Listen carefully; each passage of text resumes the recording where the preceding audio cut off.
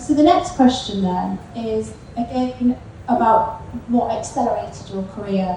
So was there a pivotal moment or a breakthrough that you can remember that was a before and after, or a decision, an opportunity, or even a challenge that kind of pushed you forward?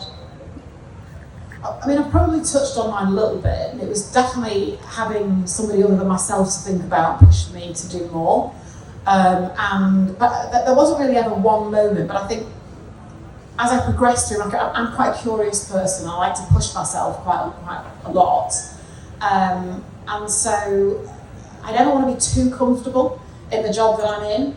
And when I get a little bit too comfortable, I feel it's probably time to move on to something that's a bit more stretching and that sort of thing. So I wouldn't say that for me there was a moment that sort of changed everything. Yeah. But I definitely like to stay challenged, stretched, learning in every single role that I'm in, and that doesn't change even at this point in my career. So like constant breakthroughs, constant moments that keep pushing you through. Yes. What about you, Caroline?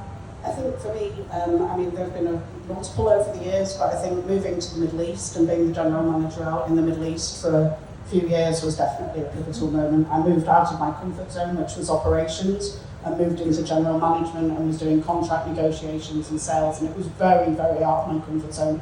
And I was really curious about the Middle East because it was around 2006, and there was a lot of Islamophobia around at that point, and there was a lot of press coverage that wasn't very favourable to the Muslim world, and I wanted to go and find out for myself. And I went out there and I met so many people from so many parts of the Middle East and North Africa, and I learned so much about myself and so much about that culture.